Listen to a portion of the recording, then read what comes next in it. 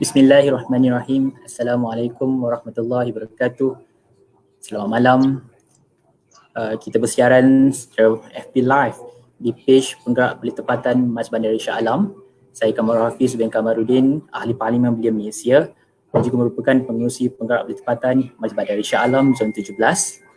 Pada malam ini, kita akan kupas satu tajuk yang ketika ini sangat hangat untuk diperkatakan, iaitu rumah terbuka, ye or nay. Justru itu, saya akan memperkenalkan panelis jemputan kita pada malam ini. Dia merupakan pakar perunding perubatan dan paru-paru Sunway Medical Center, Velocity Kuala Lumpur dan juga merupakan Esko Majlis Tertinggi Mactweet MY, Dr. Nur Yakin Muhammad Isa. Apa khabar, Doktor? Okay, Assalamualaikum. Alhamdulillah, terima kasih atas jemputannya. Baik, ketika COVID-19 melanda Malaysia ketika ini dan beberapa hari lagi Malaysia, kita akan menyambut Hari Raya Aidilfitri, justru ada beberapa perkara yang bermain di fikiran rakyat Malaysia dan ketika ini adalah rumah terbuka ataupun ziarah menziarahi dan kunjung-mengunjung. Sebelum saya masuk ke tajuk utama, mungkin Doktor boleh beri sedikit perincian dan sedikit mukadimah keadaan COVID-19 di Indonesia ketika ini. Okay. Terima kasih ya. Baiklah, sekarang kalau kita lihat trend COVID-19 di Malaysia, overall nampak bilangan kes-kes yang baru semakin menurun ya, kalau kita berbanding dengan kes-kes COVID-19 pada minggu-minggu yang sebelum ini. Jadi ini menunjukkan PKP kita telah membuahkan hasil, alhamdulillah ya. Namun begitu, seperti yang Ketua Pengarah Kesihatan ya, DG Hisham, kita tetap menegaskan bahawa perang kita melawan pandemik COVID-19 ini masih lagi belum berakhir ya. Dan kita tidak pasti bila sebenarnya ia akan berakhir ya, adakah tahun ini ataupun tahun depan ataupun mungkin lagi 5 tahun lagi ya. Tapi kita harapkan agar COVID-19 ini segera berakhir dan kita berharap juga agar vaksin COVID-19 ini segera ditemukan ya, untuk memudahkan kita menjalani kehidupan sehari-hari dan kembali menjalani aktiviti seharian kita seperti biasa. Baik, seperti kita tahu hari ini kita boleh katakan kita dalam normal baru ataupun new normal. Justru Hari Raya Aidilfitri pada tahun ini dilihat sedikit berubah atau sedikit perlu dia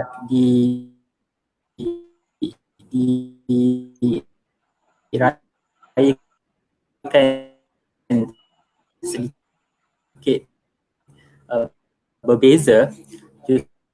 Justru kita melihat di saat dunia dan COVID-19, apakah kewajaran untuk rakyat Malaysia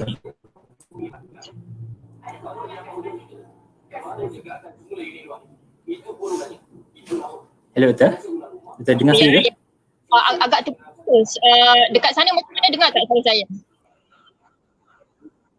Dengar, Doktor. Doktor dengar saya ke?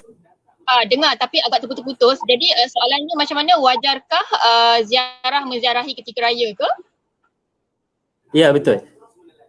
Di saat dunia dan negara kita sedang menghadapi COVID-19, apakah kewajaran untuk rakyat Malaysia membuat ziarah menziarahi dan kunjung mengunjung pada Hari Raya tahun ini? Okey, baiklah. Jadi kalau kita lihat dia bercakap mengenai norma baru, bererti banyak aktiviti kehidupan seharian kita yang perlu kita ubah ya. Jadi kalau sebelum ini kita mesyuarat secara bertemu muka ya, tapi sekarang ini banyak mesyuarat kita perlu lakukan secara online ya, kerana kita perlu mematuhi social distancing ataupun penjarakan sosial ya. Dan juga kalau kita lihat kalau kita bershopping ataupun membeli belah di kedai, kita perlu beratur dalam jarak 1 hingga 2 meter jaraknya untuk memelihara konsep social distancing tersebut ya, demi kemaslahatan ya kita dan masyarakat secara umumnya ya. Jadi konsep social distancing itu perlu kita aplikasikan ya, supaya wabak pandemik COVID-19 ini boleh dikawal dan boleh dihentikan ya, agar kita tidak menjadi seperti negara-negara lain yang mana kes kematiannya begitu tinggi ya, mencecah sehingga beratus-ratus ribu ya. Jadi kita tidak mahu menjadi seperti itu. Kita tidak mahu lebih ramai terkorban ya kerana sikap mementingkan diri sendiri, kerana sikap tidak mahu patuh kepada penjarakan sosial yang boleh membantu untuk menyekat penularan wabak pandemik COVID-19 ini ya. Jadi selaras dengan konsep ya mematuhi penjarakan sosial ataupun social distancing ini, sebab itulah DG kita, DG Hisham ya, tetap menegaskan bahawa perkara yang terbaik untuk kita lakukan ketika waktu raya adalah duduk di rumah ya. Dan kalau kita lihat Persatuan Perubatan Malaysia, di mana gabungan doktor-doktor seluruh Malaysia juga telah mencadangkan usul ya supaya berhari raya di dalam satu rumah satu hari raya, bererti berhari raya bertemu muka sesama ahli yang duduk di serumah sahaja ya. Jadi tidak perlulah kita keluar menziarahi jiran sebelah ya. Kalau sebelum ini ya, kalau raya tahun lepas mungkin kita ada marhaban dari rumah ke rumah ya, bertahmid, bertasbih dan ziarah raya dari rumah ke rumah ya.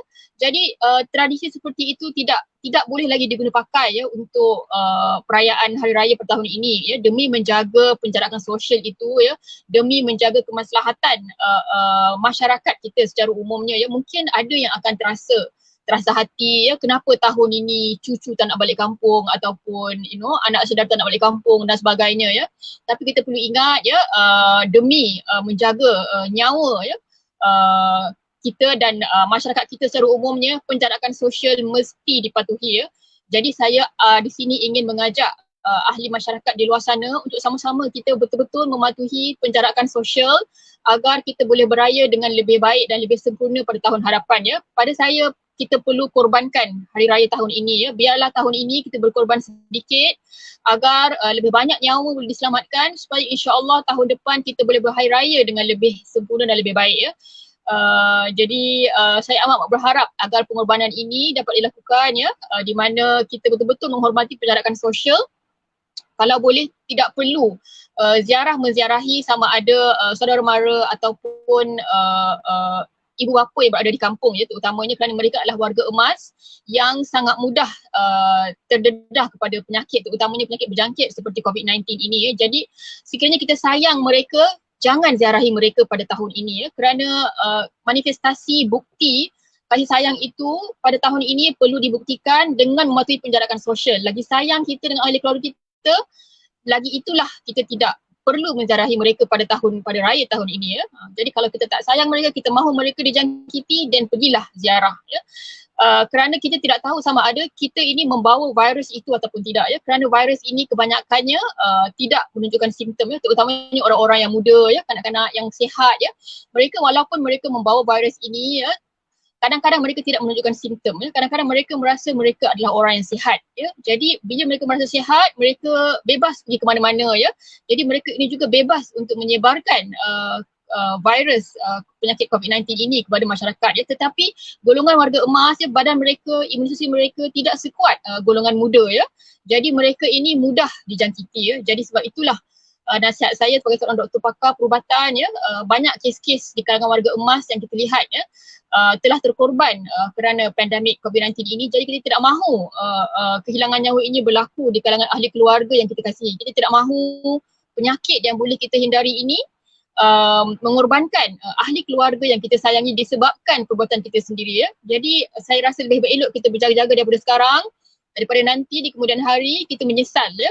Kalaulah aku tak ziarah parents aku dan aku hari tu, mungkin mereka tak dapat penyakit COVID-19 ini ya. Jadi kita tidak mahu kita yang menyesal di kemudian hari sekiranya ahli keluarga kita terkorban kerana COVID-19 disebabkan oleh kita ya. Jadi kalau kita lihat banyak kes-kes yang sebelum ini ya, di mana kes-kes di beberapa hospital ya, di mana ramai doktor yang ada yang menyebarkan virus itu tanpa mereka sedari ya, kerana ada yang pergi dengan program tabligh. Jadi mereka tidak pasti mereka itu membawa virus ataupun tidak. Jadi mereka telah menularkan penyakit COVID-19 ini kepada rakan-rakan sekerja mereka tanpa mereka sedari, tanpa niat ya. Mereka tidak berniat nak menularkan virus tersebut ya.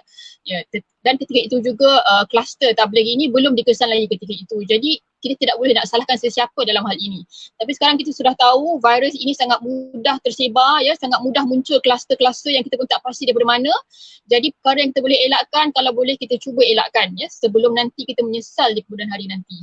Jadi mungkin itulah sedikit introduction ataupun saranan daripada saya tentang aktiviti ziarahi pada hari raya yang akan menjelang lagi sehari dua nanti, hari Ahad diumumkan tadi ya raya. Jadi esok Sabtu kita hanya ada lagi sehari lagi untuk merubah apa jua keputusan kita. Jadi kalau kita membuat keputusan untuk berziarahi emak ayah kita ya, ataupun makcik pakcik kita, masih belum terlambat untuk kita merubah keputusan tersebut demi keselamatan nyawa mereka ya, agar nanti kita tidak menyesal di kemudian hari nanti. Allahuakbar. Baik Doktor, terima kasih di atas perincian yang Doktor berikan tadi. Saya suka apa yang Doktor kata tadi bahawa virus ini kita dapat lihat justru mungkin ada di kalangan tuan-tuan rumah yang mungkin akan menerima kunjungan daripada adik-beradik. Mungkin ada saranan daripada Doktor bagaimana SOP ataupun tata cara yang mungkin mereka boleh ambil untuk mengelakkan terjadinya penyebaran ini. Seperti kata kerajaan bahawa setiap kediaman hanya dibolehkan maksimum 20 orang. Justru mungkin Doktor ada saranan untuk diberikan SOP atau tata cara untuk menerima tetamu. Okay, saya sebenarnya tidak berselesa lah dengan saranan 20 orang ini ya, kerana kita tidak pasti saiz rumah seseorang itu bagaimana ya. Katakanlah rumah pondok ataupun rumah apartmen yang hanya beberapa meter dia punya kelebaran dan keluasannya ya, berapa kaki persegi ya. Jadi saya tidak dapat bayangkan bagaimana kalau 20 orang berkumpul dalam apartmen yang kecil ya. Jadi kalau kita lihat kluster yang sebelum ini, kluster tabligh di mana ramai orang berkumpul dalam tempat yang tertutup, majlis ya, tabligh itu ramai orang berkumpul dalam kawasan yang tertutup di sebelah ataupun penyebaran kluster COVID-19 yang antara tertinggi di Malaysia. Jadi saya sangat risau ya sekiranya 20 orang berkumpul dalam apartmen yang kecil. Saya sangat risau. Saya takut nanti muncul kluster-kluster dari apartmen yang mana ada ziarahi dilakukan ya. Jadi saya sebenarnya secara peribadi yang selesa dengan konsep 20 orang dalam satu rumah kerana kita tidak pasti saiz rumah itu bagaimana ya. Melainkan kalau rumah itu adalah banglo ataupun istana ataupun yang sangat luas di mana jarak antara orang boleh dipastikan banyak 1 hingga 2 meter ya. Pastikah kita kalau kita duduk 20 orang jarak dia 1 hingga 2 meter ya, pastikan kita ketika kita makan bersama tu kita tidak batuk ataupun tidak bersin ya. Jadi bila kita makan raya bersama-sama kita akan duduk semeja dan meja kita tu bukanlah besar ya. Jadi kita duduk semeja jaraknya dah kurang daripada 1 meter. Tiba-tiba tengah makan bersin ataupun batuk ya. Dengan jarak yang sikit, kalau kita tengah makan kita nak pakai mask kan. Jadi mask pun kita buka ketika itu beramai-ramai makan pakai mask ya. Salah seorang bersin 1 meja bila terkena ya. Jadi saya sebenarnya agak risau dengan konsep seperti ini. Jadi saya amat menyokong pandangan Persatuan Doktor-Doktor Seluruh Malaysia yang mencadangkan bahawa hari raya secara betul-betul haruslah diadakan untuk orang yang tinggal serumah sahaja. Bererti memang dah lama mereka duduk serumah, mungkin saya, suami dan anak-anak. Jadi tahun ini saya, suami dan anak-anak beraya di rumah kami sahaja. Jadi kami hanya berenam sahaja berhari raya tahun ini di rumah ya.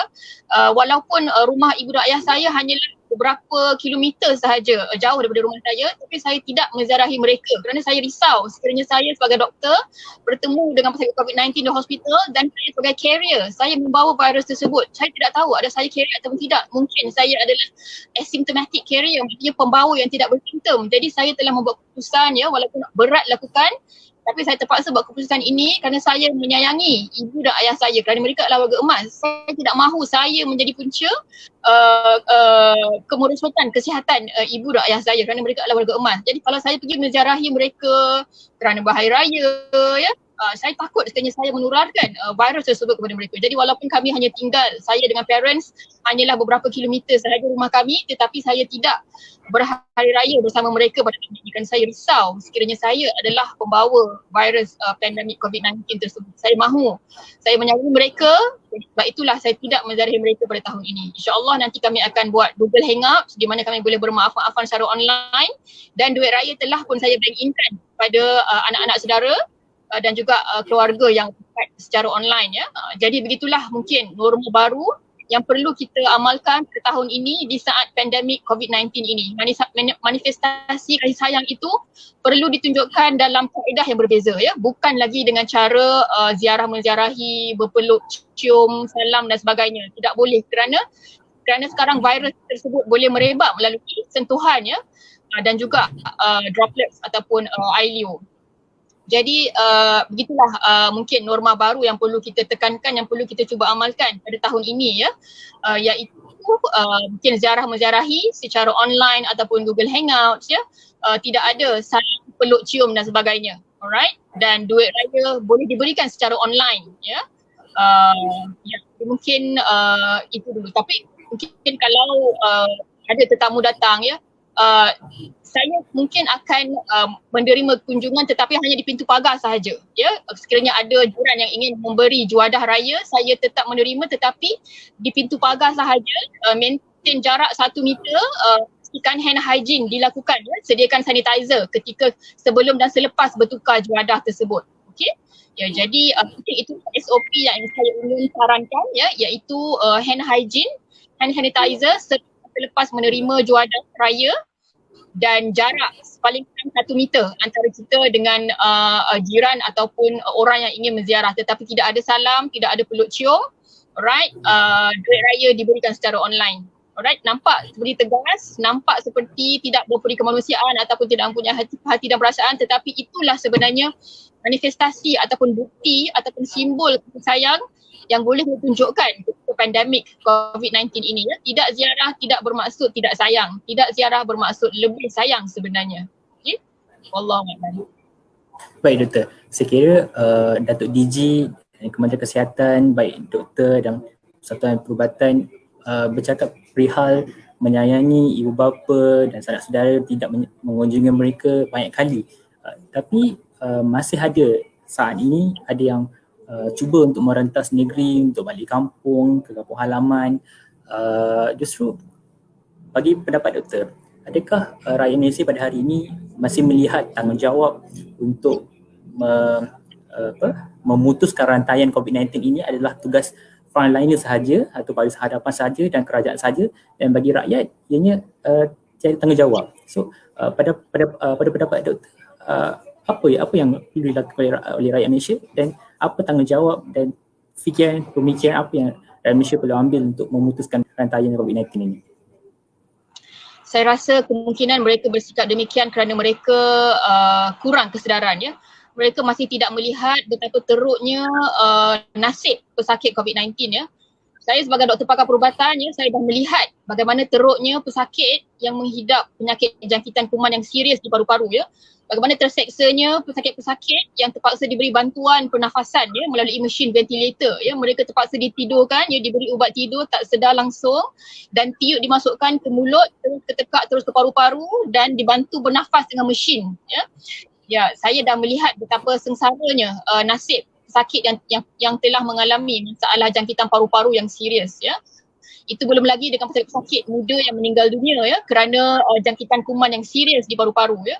Jadi kerana saya dah melihat betapa teruknya, betapa dahsyatnya nasib pesakit yang mengalami masalah jangkitan kuman yang serius, jadi sebab itulah saya sangat terkesan dan saya sangat sedar bahawa apa-apa perbuatan yang saya lakukan yang boleh menyebabkan jangkitan virus penyakit COVID-19 ini tersebar, ya, jadi saya sedar bahawa apa-apa tindakan saya yang boleh menyebabkan virus tersebar akan menyebabkan nasib yang sangat malang kepada orang, terutamanya orang yang saya kasihi ya, terutamanya ibu dan ayah saya, adik-beradik saya, makcik, pakcik saya ya. Kebanyakan mereka adalah pesakit kencing manis ya. Ayah saya pesakit kencing manis, mak saya pesakit asma ya, pakcik makcik saya ramai yang ada kencing manis. Jadi saya tidak mahu saya sebagai doktor menjadi contoh yang tidak baik, dan juga saya tidak mahu saya sebagai doktor menjadi pembawa ataupun penyebab mereka yang saya kasihi mendapat jangkitan COVID-19 tersebut ya. Jadi saya rasa adanya berlaku kes-kes di mana orang cuba merentasi negeri ya, kerana mereka kurang sedar. Mungkin kita tak boleh salahkan mereka sebab mereka mungkin ada yang tak pernah pun masuk ke hospital. Ada yang tak tahu pun macam mana bentuk ventilator machine itu. Ada yang mungkin tak pernah lihat pun orang meninggal dunia ya. Tapi saya sebagai doktor hampir setiap hari melihat orang meninggal dunia ya. Terutamanya doktor paru-paru ya, hampir setiap hari melihat pesakit yang mengalami masalah jangkitan paru yang serius. Saya rasa saya tidak mahu perkara ini berlaku di kalangan ahli keluarga yang saya sayangi, jiran-jiran yang saya sayangi. Jadi saya lebih rela duduk diam-diam di rumah ya, daripada saya keluar dan menularkan barang tersebut kepada orang-orang yang saya tidak mahu menjadi penyebab kepada kematian orang-orang yang saya cintai. Jadi sebab itulah saya buat keputusan untuk keluarga saya, kami pada tahun ini hanya akan berhari raya di rumah, saya, suami dan 4 orang anak, itu sahaja. Dan sekiranya ada yang ingin hantar juadah ya, saya akan menerima di pintu pagar sahaja, memastikan hand hygiene ya.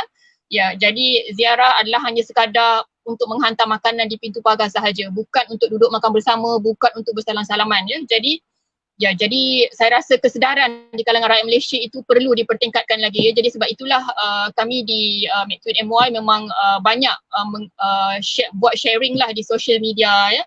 Macam saya hari-hari buat FB Live untuk menceritakan tentang penyakit paru-paru ya, supaya masyarakat kita lebih faham kepentingan menjaga kesihatan, kepentingan menjaga kesihatan diri sendiri dan juga kesihatan masyarakat dan ahli keluarga ya secara khususnya. Jadi itulah pandangan saya. Mungkin mereka masih belum sedar, mereka masih belum faham apakah natijah ataupun hasil daripada tindakan mereka merentas negeri sesuka hati. Tindakan mereka mungkin dilihat sebagai adventurous ataupun thrilling, you know. Rasa I'm very adventurous, undang-undang adalah untuk dilanggar ya. Seperti konsep-konsep seperti itulah yang saya tahu dengar di kalangan anak muda. Mungkin mereka masih belum sedar bahawa tindakan mereka itu boleh menyebabkan kematian di kalangan ahli keluarga yang mereka sayangi. Jadi sebelum terlambat ya, sebelum perkara yang kita tidak ingini berlaku, kita masih sempat lagi untuk berubah apa-apa keputusan yang telah kita buat. Sempat lagi untuk kita bertindak untuk menghalang penularan COVID-19 ini daripada menular di kalangan ahli keluarga yang kita sayangi. Baik doktor. Tadi doktor ada sebut berkenaan dengan kita menyayangi ibu bapa dan tidak pulang ke kampung dan menziarahi dan sebagainya. Tapi ada juga berpendapat bahawa tidak pulangnya anak-anak dari kota ke kampung mewujudkan ataupun memungkinkan berlaku peningkatan masalah emosi dan kalangan golongan rentan, terutamanya warga emas. Mungkin doktor ada komen tentang ni.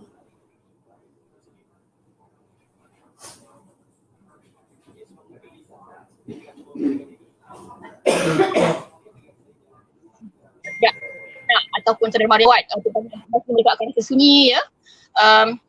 Mereka akan merasa sunyi tetapi mereka tidak akan mati. Alright. Tetapi kalau mereka kalau ahli keluarga ramai yang datang tetapi mereka tak sunyi, tetapi mereka kemudiannya akan mati dengan dunia. Jadi di sini kita boleh melihat fikul aulawiyat ataupun fikah keutamaan. Apa yang perlu kita utamakan? Adakah kita perlu utamakan nyawa ataupun kita perlu utamakan hati, emosi ya. Jadi dalam Islam sendiri memang dinyatakan perkara pertama yang kita perlu jaga adalah agama, yang kedua adalah nyawa. Alright. So jadi sekarang ini nyawa perlu diutamakan ya. Jadi warga emas yang tidak diziarahi anak-anak mungkin akan merasa sunyi, tetapi mereka akan insya-Allah hidup sekiranya tidak dijangkiti COVID-19 ini ya. Jadi pada saya kita perlu melihat keutamaan apa yang perlu kita utamakan sekarang. Jadi sekarang yang perlu kita utamakan adalah nyawa. Alright. Dan COVID-19 ini boleh mendatangkan maut, ia boleh mengancam nyawa. Jadi dengan kita menghalang anak-anak balik ke kampung, ini boleh insya-Allah menyelamatkan nyawa mereka ya. Ada banyak cara yang boleh kita lakukan untuk mengurangkan masalah emosi di kalangan warga emas. Antaranya ya, mungkin kita boleh telefon ya, mungkin boleh Google Hangout ataupun WhatsApp call, WhatsApp video, FaceTime dan sebagainya. Kita ada banyak teknologi yang kita lakukan ya. Yang kita ada, jadi gunakan fasiliti teknologi itu sebaik mungkin ya. Ya. Mungkin itu saja daripada saya. Baik doktor. Tadi doktor berulang kali menyebut tentang menggunakan komunikasi maya untuk komunikasi dengan adik-beradik, saudara mara, dan doktor tersebut memberi duit raya secara tradisinya kita menukarkan sebagai online banking dan sebagainya. Ada yang bertanya di ruang komen kita bagaimana untuk kita mengaplikasikan pemberian duit raya secara online banking. Mungkin doktor ada idea ataupun ada cara untuk dikongsikan. Okay, macam di dalam keluarga kami ya, kami ada WhatsApp group family. Jadi setiap ketua keluarga itu telah kita listkan keluarga saya apa bank account numbernya, keluarga adik saya apakah bank account number untuk kita transferkan duit raya tersebut. Ya, jadi alhamdulillah hari ini hari Jumaat mengambil fadilat sedekah di bulan Ramadan pada hari Jumaat. Alhamdulillah ramai antara kami telah pun menyelesaikan urusan pemberian duit raya secara online banking. Alright. Jadi kalau kita lihat pun pahala bersedekah adalah lebih berkali ganda di bulan Ramadan ya berbanding hari raya. Jadi pemberian duit raya pada hari raya adalah sekadar tradisi, tetapi dari segi fadilat ataupun pahalanya, sebenarnya pahala adalah lebih berganda jika kita bersedekah di bulan Ramadan, terutamanya di hari Jumaat. Jadi metod yang keluarga kami pakai ialah kami melistkan nama keluarga dan juga account number di dalam WhatsApp group. Jadi senang untuk orang ahli keluarga kita untuk transferkan duit raya kepada anak saudara ataupun ahli keluarga yang kita sayangi dan kasihi ya. Ya. Baik doktor, mungkin kita nak buka soalan kepada orang awam tapi mungkin tak ada soalan lagi. Mungkin doktor boleh kongsikan pengalaman sepanjang lebih 2 bulan doktor merawat atau mungkin berhadapan dengan pesakit COVID-19 dan mungkin orang awam mahu tidak dapat ceritanya secara direct daripada frontliners. Mungkin doktor boleh kongsikan. Okay. Jadi hospital saya adalah hospital yang menjalankan screening ataupun swab testing di mana kita masukkan test yang berbentuk dalam hidung untuk check sama ada seseorang itu mempunyai COVID-19 ataupun tidak. Ya. Jadi sebagai doktor di hospital swasta, kami tidak dibenarkan untuk merawat COVID-19 tetapi kami dibenarkan untuk screen dan detect dan mengesan COVID-19 ya. Jadi setelah kita melakukan swab tadi, ia adalah satu test yang agak tak selesa ya, di mana kita akan masukkan alat seperti cotton bud yang agak panjang, hujungnya ada kapas, kita masukkan hidung ke dalam dan terus ke dalam, lebih dalam lah ya, agak dalam, dan kita akan masukkan ke dalam tube medium dan kita akan hantar ke lab. Biasanya dalam masa 24 jam result tersebut akan siap, dan sementara menunggu result itu siap, pesakit yang tidak ada banyak simptom, yang agak sihat kita benarkan pulang. Tetapi pesakit yang memerlukan oksigen ataupun ada demam, kita perlu duduk di dalam ward. Jadi mereka duduk di dalam ward, isolasi, iaitu ward yang diasingkan ya, di mana nurse dan doktor yang ingin melawat mereka perlu memakai PPE ataupun protective equipment ya, dengan pakai glove, dengan pakai mask, dengan pakai eye protector ya, pakai gown ya, untuk betul-betul memastikan bahawa virus itu tidak ditularkan antara pesakit dan doktor ya. Jadi antara pesakit yang merasa tidak begitu selesa dengan keadaan seperti ini ya. Dan kalau kita lihat juga kes-kes di mana di hospital-hospital kerajaan yang merawat kes COVID-19 ini ya, di mana mereka memang telah khususkan ward yang khusus untuk merawat pesakit COVID-19 ini ya. Dan saya juga pernah terbaca cerita-cerita ya, rakan-rakan saya yang bertugas di ICU Hospital Sungai Buloh yang merupakan perawatan COVID-19 negara ya, di mana ramai pesakit tidak stabil yang memerlukan rawatan ICU, mesin ventilator ya, bernafas melalui mesin ventilator ya. Ramai kawan-kawan saya yang bertugas di situ yang merasa depres ataupun tertekan ya, kerana mereka sukar untuk melakukan pekerjaan seperti biasa ya, kerana mereka terpaksa memakai gaun protector ya selama berjam-jam ya, berpeluh-peluh ya, dan sukar untuk mereka, mungkin bagi ibu-ibu yang menyusu, sukar untuk menyusukan ataupun mengepam susu mereka ya, kerana setiap kali mereka nak pam susu mereka perlu mandi dan sebagainya ya. Jadi setiap kali mereka hendak menukar pakaian kepada pakaian, mereka mandi, shampoo dan sebagainya. Jadi perkara ini sangat sukar dan juga memberi tekanan, kerana mereka juga takut sekiranya mereka juga bakal dijangkiti COVID-19 dan mereka juga nanti mereka bakal menyebarkan virus tersebut ke rumah mereka dengan suami dan anak-anak mereka. Jadi depression ataupun tekanan itu berlaku bukan saja di kalangan pesakit tetapi juga di kalangan doktor ya, kerana doktor lah antara frontliner ataupun orang yang pertama perlu berdepan dengan pesakit COVID-19 ini secara paksa ataupun rela ya, kerana kerana itu adalah kerja mereka, jadi mereka perlu lakukan juga walaupun dalam hati terselit rasa risau ya, sekiranya adakah aku akan menerima COVID-19 ini, adakah aku akan terjangkit hari ini ya, adakah aku akan meninggal dunia ya. Kita pun telah melihat ada beberapa kes doktor yang dapat COVID-19 dan meninggal dunia di negara luar ya, dan di China ya, kesian. Jadi kita takut kalau kita tergolong di kalangan warga kesihatan yang mendapat COVID-19 itu sendiri. Jadi tekanan perasaan ataupun depression ini bukan hanya di kalangan pesakit. Di kalangan pesakit COVID-19 kita faham kerana mereka telah dapat virus tersebut, jadi mereka risau adakah mereka ini akan meninggal dunia, adakah mereka ini akan menemui nasib nasib yang malang ya. Tetapi saya selalu jelaskan di sini ya, bahawa daripada 100 pesakit COVID-19 ya, kajian menunjukkan 80% adalah mild to moderate symptom ya, berarti simptom mereka adalah ringan dan sederhana, tidak serius ya. Hanya 15% yang serius yang memerlukan masuk hospital dan hanya 5% yang perlu masuk ke ICU ya, dan kadar kematian adalah tinggi di kalangan orang-orang yang masuk ke ICU dan kadar kematian juga tinggi di kalangan warga emas dan juga orang-orang yang mempunyai sejarah perubatan. Contohnya mereka ada masalah darah tinggi, kencing manis ya, dan masalah jantung ya. Jadi ini adalah orang-orang yang berisiko untuk mati kerana COVID-19 ya. Orang-orang muda yang biasanya sihat, yang tidak ada masalah kesihatan, kebanyakannya ya 80% adalah insya-Allah terselamat dan hanya mempunyai simptom yang ringan ataupun sederhana ya. Jadi tak perlu risau ya. Yang kita risaukan adalah golongan warga emas dan golongan yang mempunyai masalah kesihatan yang sebelum ini.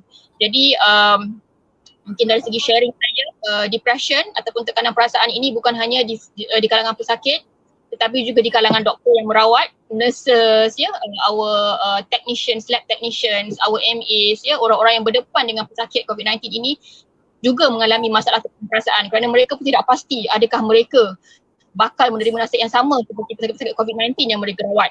Okey. Jadi mungkin jadi itulah mungkin saya nak share ya. Jadi mungkin orang-orang di luar sana yang mungkin orang awam, saya ingin ucapkan terima kasih juga ya, kerana mereka, orang-orang awam ini ada jasa mereka ya. Ramai saya lihat orang-orang awam terlibat dengan menderma ya. Ramai antara mereka membantu membuat PPE ya, membantu menderma ya. Jadi banyak saya terlihat sumbangan-sumbangan dilakukan oleh syarikat-syarikat corporate ya, masyarakat-masyarakat, NGO ya. Mereka membantu dari segi memudahkan urusan petugas kesihatan ya, antaranya memberikan makanan ya, memberikan duit sumbangan, bukakan PPE, tudung dan sebagainya. Alhamdulillah. Jadi setiap orang saya lihat ada peranan mereka masing-masing, daripada frontliner kepada backliner, daripada doctors kepada cleaners. Ya, jadi kita perlu bekerjasama bersama-sama ya untuk bersama-sama memerangi wabak COVID-19 ini ya. Alhamdulillah setakat ni saya lihat dan kita melihat secara umumnya kes-kes adalah semakin menurun dari minggu ke minggu. Alhamdulillah ini adalah natijah keberkesanan PKP ya, ataupun MCO yang telah sama kita patuhi setakat ini ya. Jadi saya tak nak disiplin kita mengikuti PKP selama ini hancur musnah begitu saja dengan kita menyambut hari raya tanpa batas ya, tanpa mematuhi norma baru di hari raya ya. Jadi sama-sama kita menghormati usaha di kalangan masyarakat kita yang telah berdisiplin, yang telah mendisiplinkan diri mereka. Mereka tidak keluar bekerja ya, mereka duduk di rumah ya, untuk ini ini ya. Tetapi kalau kita di saat kita sampai berjaya, tiba-tiba pada hari raya ini kita tiba-tiba keputusan untuk melanggar PKP ya. Jadi saat itu adalah saat kita sebenarnya memusnahkan kejayaan yang telah kita bina setakat ini ya. Jadi mungkin saya juga ingin share lah di mana husband saya adalah pensyarah di universiti ya. Jadi universiti banyak semua universiti diarahkan untuk tutup ya kerana wabak COVID-19 ini. Tidak ada kelas yang berkuat. Jadi husband saya, suami saya melakukan kelas secara online ya, dan dia duduk di rumah menjaga 4 orang anak kami yang homeschooling ya, kerana sekolah pun cuti dan ditutup. Jadi anak-anak 4 orang homeschooling, sekolah menggunakan online learning ya. Jadi sebenarnya mereka juga turut berdepan dengan masalah depression ya, di mana suami saya pun depressed kerana tidak dapat bertugas seperti biasa, tidak dapat berjumpa dengan rakan-rakan sekerjanya, tidak dapat mengajar seperti biasa ya. Anak-anak saya pun bertanya ya, kenapa dia tak boleh keluar, dia tak boleh jumpa kawan-kawan dia tak boleh belajar macam biasa. Jadi depression ataupun tekanan mental ini berlaku di kalangan semua orang ya, doktor, pesakit, orang yang tak sakit ya, ahli keluarga doktor, ahli keluarga pesakit ya. Jadi masalah tekanan ini berlaku pada semua lapisan masyarakat ya. Jadi kita perlu sama-sama ya berganding bahu ya, bersatu padu untuk membantu mengurangkan penularan pandemik COVID-19 ini. Pada masa yang sama-sama membantu meringankan bebanan di kalangan ahli keluarga kita ya, sama ada rakyat biasa ataupun doktor ataupun pesakit ya. Kita perlu sama-sama berganding bahu dan berusaha sebaik mungkin untuk menghentikan penularan wabak COVID-19 yang sangat bahaya ini. Baik Doktor, saya suka apa yang Doktor katakan tentang anak-anak. Justru dalam euforia ataupun kegairahan kita menyambut Hari Raya Aidilfitri akan datang, mungkin ada ibu bapa yang sedikit culas ataupun cuai untuk membiarkan anak-anak mereka meraihkan Aidilfitri itu secara tanpa batas. Dan kita tahu seperti mana Kementerian Kesihatan katakan, anak kecil adalah golongan ataupun yang berisiko untuk terkena jangkitan COVID-19. So apa saranan doktor kepada ibu bapa? Jadi mungkin seperti yang saya katakan sebelum ini, mungkin mereka tidak sedar ya. Saya tidak salahkan mereka kerana mereka tidak, mungkin ada yang tidak pernah ke hospital, mungkin ada yang tidak pernah pun melihat orang yang sakit masalah jangkitan kuman di paru-paru itu bagaimana. Mungkin tidak tahu pun mesin ventilator itu macam mana bentuknya ya. Jadi saya sebagai seorang doktor pakar perubatan dan paru-paru ya, memang seringkali melihat bagaimana teruknya keadaan pesakit yang dijangkiti masalah jangkitan kuman di paru-paru yang memerlukan rawatan ventilator. Saya memang cukuplah, raya ni memang kami tak beli baju raya langsung. Saya memang tak bawa anak-anak keluar langsung. Memang diorang dah duduk rumah selama berminggu-minggu selama PKP ini. Dan saya sangat sedih sebenarnya melihat kenapa saya melihat ibu bapa yang boleh membawa anak-anak shopping ya, membeli belah ya. Ya, saya tak salahkan mereka, mungkin mereka tak faham, mungkin mereka tak tahu apa akibat ataupun natijah perbuatan mereka itu ya. Tetapi mungkin di sini saya ingin mengingatkan ya, bahawa segala apa tindakan yang kita lakukan akan memberikan kesan di kemudian hari ya. Mungkin kita tak tahu ya, mungkin kita rasa kita sihat, kita rasa anak-anak kita sihat, jadi kita bawa mereka pergi shopping di Jalan Tar, bersesak dengan ramai, kita tahu Indonesia imigran ramai dekat situ, dan kita lihat pun kajian menunjukkan banyak kluster COVID-19 di kalangan imigran ya. Jadi mungkin kesempatan ini saya ingin mengajak para ibu bapa ya, agar menyedari bahawa tindakan mereka membawa anak-anak bershopping, membeli baju raya adalah satu tindakan yang tidak tepat sebenarnya ya. Tidak salah membeli baju raya, tapi saya nasihatkan belilah secara online ya. Usahlah bersesak-sesak di shopping kompleks. Ini bukan masanya. Ini bukan raya seperti tahun-tahun lepas. Raya tahun lepas memang saya pun sekali turut bersesak-sesak di Jalan Tan, Masjid Indah dan sebagainya, cari baju Melayu, cari baju raya ya. Tapi tahun ini kami telah buat keputusan no point ya. Risikonya lebih tinggi daripada manfaatnya. Risiko mendapat jangkitan kuman virus pandemik COVID-19 ini adalah lebih tinggi ya, berbanding kebaikan mendapat baju raya itu ya. Jadi kerana kami pun membuat keputusan tidak berhari raya di rumah ibu bapa, jadi kami pun merasakan tidak perlu nak bershopping bagai untuk membeli baju raya, kerana memang kami hanya duduk di rumah saja. Kami memang takkan menziarahi sesiapa ya, demi kebaikan ahli keluarga yang kami cintai ya. Jadi bagi saya tidak perlu untuk shopping bersesak-sesak di shopping kompleks. Nak shopping boleh, tapi shopping secara online. Alright, kerana dengan kita bersesak-sesak di shopping kompleks dengan bawa anak lagi, kita sebenarnya mendedahkan diri kita dan anak-anak kita kepada virus tersebut. Alright. Ya. Baik Doktor, saya rasa kita boleh baca soalan daripada orang awam yang mungkin ada yang bertanya. Daripada Heliza Zulkifli. Doktor, saya ingin bertanya, saya hadapi kerisauan sebab mak mertua saya tak berapa kuat ketahanan badan, tapi masih ada bersaudara mara yang berada di zon merah datang ziarah setelah KBB. Jadi kami sebagai anak-anak, apa yang boleh kami berjaga-jaga untuk kesihatan mak kami? Okay, jadi ini adalah perkara yang sangat merisaukan saya ya. Saya juga ada ahli keluarga yang seperti ini ya.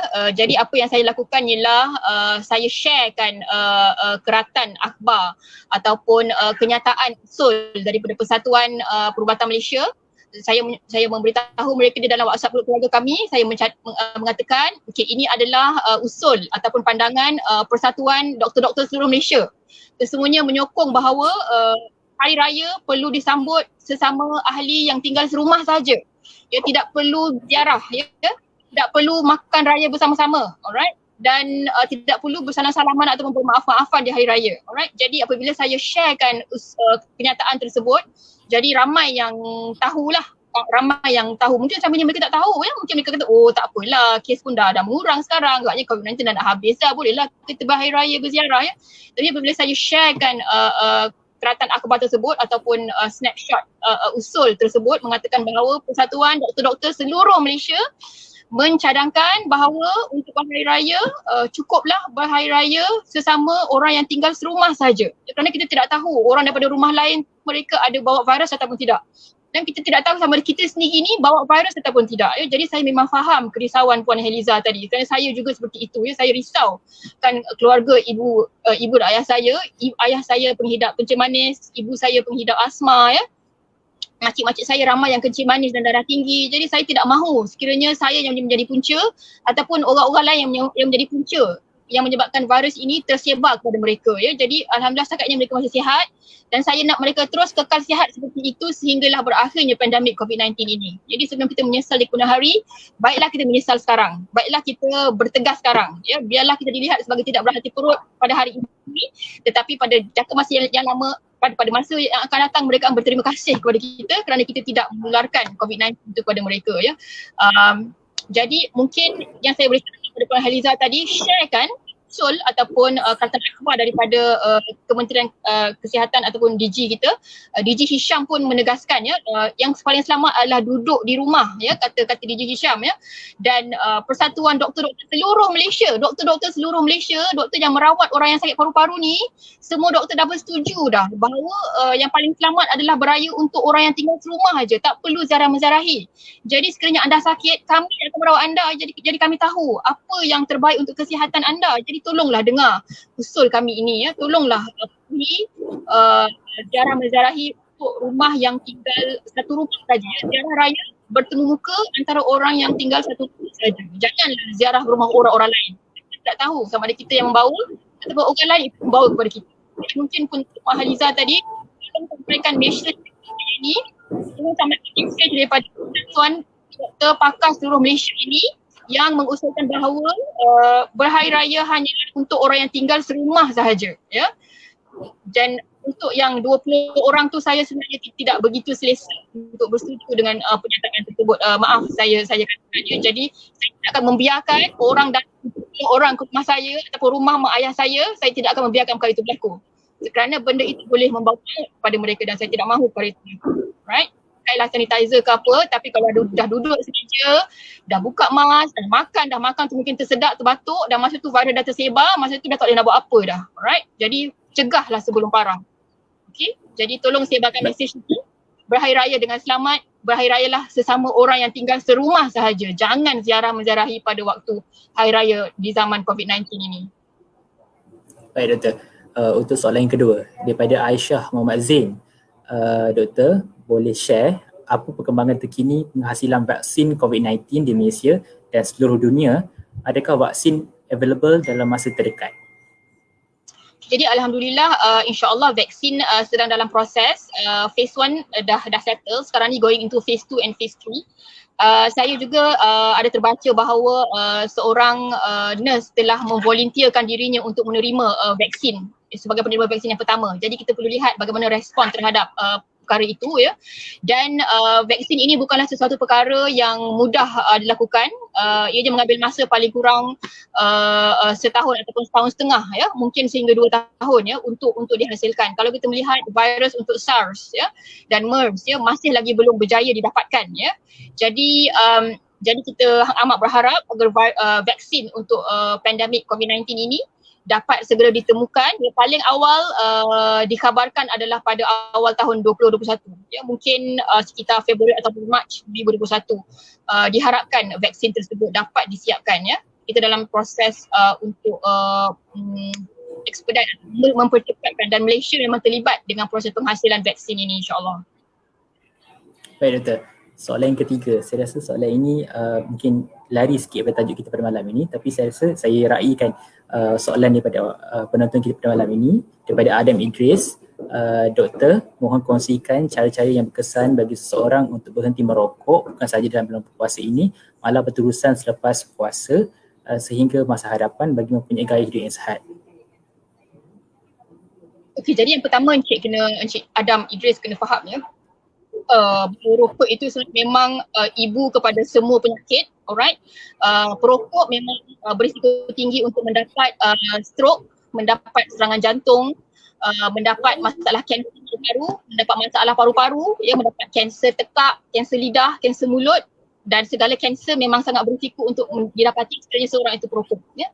Jadi setelah Encik Adam Idris mengetahui betapa bahayanya merokok ini, ya, dengan merokok juga boleh meninggikan risiko mendapat kencing manis darah tinggi, dan jika seseorang itu mendapat kencing manis yang tidak terkawal, matanya boleh buta, ya, kakinya perlu dipotong, dan mereka mungkin mengalami masalah mandul, tidak boleh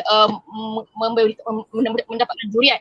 Ya, setelah Encik Adam memahami betapa seriusnya komplikasi perokok, jadi itu akan lebih memudahkan Encik Adam untuk berhenti merokok, ya. Kita memang ada klinik berhenti merokok, kerana sakit yang gagal untuk berhenti dengan motivasi sendiri, kita boleh bantu, ya. Kita boleh bantu dengan memberikan nikotin patch, kita berikan stiker yang ada nikotin. Ketagihan terhadap rokok ini berlaku apabila seseorang itu ketagih dengan kandungan nikotin dalam rokok tersebut, ya, kerana nikotin ini adalah satu substance, satu bahan yang dia mudah melekat di reseptor di otak, jadi memberikan efek ketenangan, ya. Jadi sebab itulah kalau orang tu bosan, orang tu stres, dia rokok. Kerana bila dia rokok memang dia boleh mendapat ketenangan, dia rasa best, relax, tenang, ya.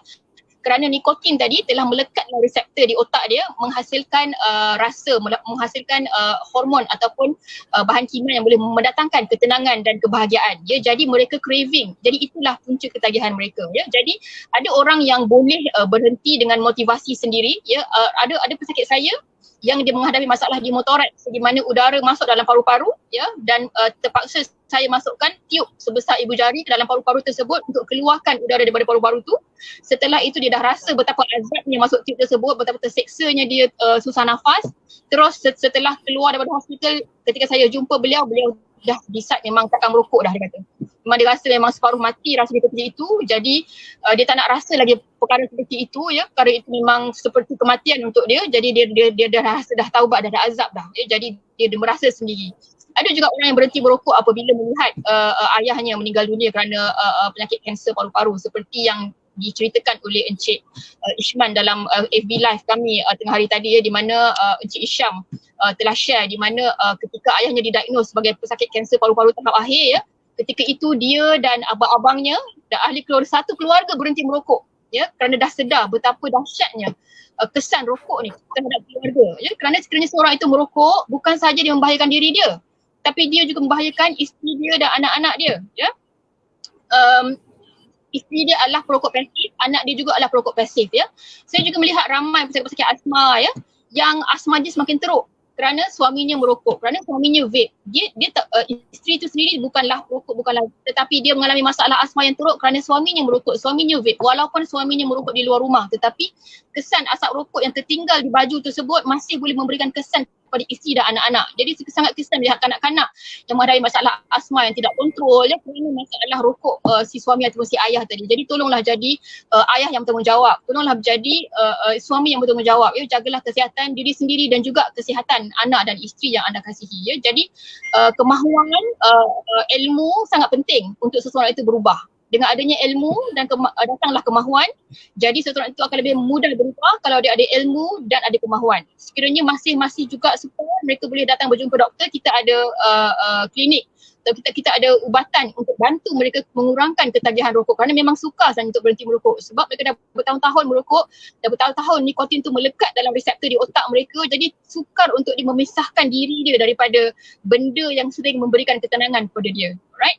Dan cuba jauhkan diri daripada kawan-kawan yang merokok, ya, kerana peer pressure itu sangat-sangat penting. Ramai perokok yang telah berhenti merokok tapi dia kembali merokok setelah mereka berkawan dengan kawan-kawan yang mengajak mereka merokok, ya. Jadi peer pressure juga sangat penting, environment sangat penting. Okay? Ya. Baik doktor, sekira ada satu soalan di mana Singapura pada satu ketika dilihat kurang menerima jangkitan COVID-19, tapi satu ketika apabila mereka menunjukkan peningkatan jangkitan COVID-19 disebabkan oleh warga asing, dan adakah itu akan bakal berlaku di Malaysia ataupun KKM telah sedia dengan keberangkalian yang berlaku terhadap warga asing? Memang betul, kes peningkatan di Singapura memang dilihat berlaku di kalangan warga asing, ya, di mana warga asing ini kita melihat memang mereka mempunyai tahap sosioekonomi yang rendah, ya. Mereka tinggal beramai-ramai serumah, ya.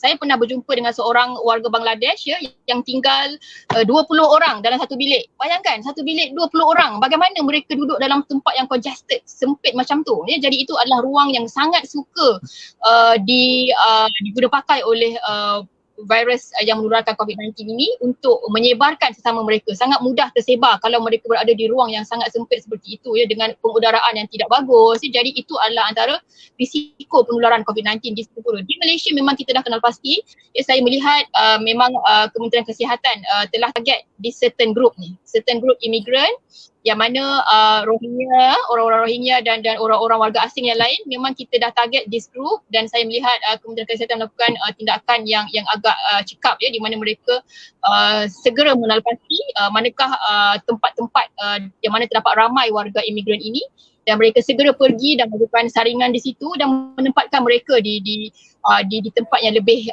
sesuai, ya, untuk mengelakkan penularan COVID-19 ini. Jadi saya kira Kementerian Kesihatan kita memang melakukan tindakan yang cekap dan bagus, ya, dalam menghandle masalah COVID-19 di kalangan imigran di negara Malaysia, dan harapan saya tidak adalah kluster di kalangan imigran yang membawa pandemik COVID-19 ini di dalam masyarakat. Baik doktor, saya rasa satu soalan daripada saudari Aisyah Muhammad Zin. Apa jangkaan pihak KKM dan para doktor di seluruh Malaysia akan keberangkalian peningkatan kes secara mendadak dari kluster PKPP dan kluster raya jika ada? Okey, jadi saya merasakan kita ada kemungkinan, ya, kerana kita melihat ramai orang yang cuba merentas negeri, cuba merentas daerah menggunakan pelbagai helah, ya. Ada yang saya dengar tu ada yang menyamar sebagai suami isteri, ya, walaupun tak kahwin lagi, menyamar sebagai suami isteri, konon-kononnya isteri tengah mengandung, nak beranak kat kampung, ya. Jadi mereka menyamar. Jadi mereka lepas, ya. Jadi saya sangat sedih melihat situasi seperti itu, ya. Ada yang juga family yang berpura-pura membawa buku pink, ya, kata isteri nak mengandung, nak buat check up, jadi kena bawa anak-anak. Jadi mereka merentas negeri, ya. Jadi kes-kes penipuan seperti ini adalah sangat menyedihkan, ya. Ini adalah menunjukkan sikap ketidaktanggungjawabkan mereka, ya. Mereka hanya mementingkan diri sendiri, hanya mementingkan kepuasan diri sendiri yang hanya bersifat sementara. Kerana pada masa jangka yang hadapan, ya, perbuatan mereka itu boleh menularkan wabak ini terhadap ahli keluarga yang mereka cintai, ya. Ibu bapa mereka juga yang akan terlibat sekiranya mereka sebenarnya adalah pembawa virus tersebut, ya. Saya rasa kita memang bersedia sekiranya berlaku gelombang yang ketiga dan keempat, ya. Sebab itulah Kementerian Kesihatan telah membina MAEPS, ya, sebagai pusat penempatan sementara COVID-19, dan banyak pusat-pusat yang telah dikhususkan untuk meletakkan pesakit COVID-19 yang stabil, ya. Seperti yang saya katakan, 80% pesakit COVID-19 adalah stabil, ya, mild to moderate symptom. Jadi mereka ini boleh ditempatkan di mungkin hostel-hostel, ya, ataupun di pusat-pusat sementara, tidak perlu drip atau tidak perlu oksigen, ya. Hanya 15% yang perlukan oksigen, perlukan rawatan, ya. 80% hanya perlu diasingkan sahaja. Alright. Jadi saya melihat KKM dah melihat perkara ini mungkin berlaku. Ada kemungkinan untuk wabak ketiga dan keempat, ya. Maksud gelombang ketiga dan keempat berlaku kerana adanya golongan-golongan yang degil di dalam masyarakat kita, ya. Ada je yang degil balik kampung dan sebagainya. Jadi kita dah bersedia dah untuk kemungkinan seperti itu dengan menyediakan pusat-pusat penempatan bakal pesakit COVID-19 ini di MAEPS. Saya rasa boleh menempatkan beberapa ribu orang di situ, ya. Dan di hostel-hostel di area sekitar Sungai Buloh juga telah dikhususkan untuk meletakkan pesakit COVID-19 yang stabil. Jadi rasanya menurut pandangan saya Kementerian Kesihatan kita memang telah mengambil langkah yang berjaga-jaga untuk menghadapi kedatangan gelombang ketiga dan keempat sekiranya ada disebabkan kluster raya ni. Kita tak pasti. Wallahualam. Baik Doktor, saya kira sepanjang 50 minit ini Doktor memberikan pencerahan yang sangat baik yang dapat diaplikasi oleh penonton di luar sana. Dan ada satu daripada penonton kita, Nurul Hawa, pencerahan yang sangat jelas dari Doktor. Harap dapat kesedaran kepada mereka yang kurang memahami tentang bahaya COVID-19 ini. Mungkin kita akan mengakhiri live Facebook kita pada malam ini. Mungkin ada sedikit kata-kata daripada Doktor kepada orang awam, kepada rakyat Malaysia yang akan menyambut Hari Raya Aidilfitri pada Ahad ini. Mungkin jangan terlalu gairah dalam menyambut Hari Raya pada tahun ini. Okay, baiklah, untuk umat Islam di seluruh Malaysia ya, saya ingin mengucapkan salam Ramadan ya, dan juga salam Aidilfitri ya. Taqabbalallahu minna wa minkum. Semoga Allah menerima amal-amal kita dan amal-amal kamu semua ya sepanjang 30 hari ya. Kita berpuasa dan kita menahan diri daripada lapar dan dahaga ya. Kita menunaikan solat tarawih, membaca Quran, bertadarus dan membanyakkan amal ibadah di bulan Ramadan ini ya. Tolonglah jaga kemurnian bulan Ramadan ini dengan sifat bertanggungjawab ya, dengan bersifat belas kasihan ya. Tanggungjawab terhadap ahli keluarga yang kita cintai, belas kasihan terhadap keluarga emas yang kita cintai ya. Ahli keluarga kita yang kita cintai ya, tolonglah bersifat bertanggungjawab dengan kita berdisiplin ya, dan mematuhi penjarakan sosial dengan sebaiknya, dengan disiplin mungkin ya. Janganlah kita gairah sekarang tetapi menyesal di kemudian hari ya. Kita terlalu gairah untuk berhari raya dengan tanpa mengira penjarakan sosial, dan kemudian seminggu atau 2 minggu seterusnya kita mendengar berita ataupun kita melihat di depan mata kepala sendiri ya, mak ayah kita ataupun pakcik-makcik yang kita sayangi dijangkiti COVID-19, waliyazubillah ya, tidak mahu benda itu berlaku. Jadi bagi saya eloklah kita bertegas daripada sekarang ya, kita bersabar sekarang, kita berkorban sedikit pada hari raya ini ya, agar nanti insya-Allah pada tahun depan kita dapat berhari raya semula dengan lebih sempurna ya, kerana insya-Allah by tahun depan kita pun dah ada vaksin yang boleh mencegah penularan COVID-19 ini, dan kita boleh lebih berhari raya dengan lebih selamat ya. Yang sekarang ini vaksin pun tak ada, ubat pun tak ada. Kalau kena COVID-19 boleh meninggal dunia macam tu je. Jadi kita mahukah kita, kiranya kita ataupun anak-anak kita ataupun ahli keluarga kita dijangkiti COVID-19 dan meninggal dunia tanpa dapat diselamatkan ya, kerana sekarang memang vaksin pun tak siap lagi, ubat pun tak ada lagi. Kalau terkena COVID-19 memang kita tak boleh nak buat apa ya, hanya kita boleh bagi oksigen, bagi drip seperti itu ya. Ubat-ubat yang kita berikan pun adalah compassionate use, berarti kita memberikan dengan usaha untuk merawat ya, kerana memang kajian belum siap lagi dijalankan. Tidak ada kajian menunjukkan ada ubat yang benar-benar berkesan untuk merawat COVID-19 ini lagi setakat ni ya. Jadi pada umat Islam di dunia ya, sambutlah hari raya pada tahun ini dengan seadanya, dengan sekadarnya, dengan penuh tanggungjawab, dengan penuh belas ihsan ya, dengan penuh sifat kesedaran ya, bahawa kita di sini pada hari ini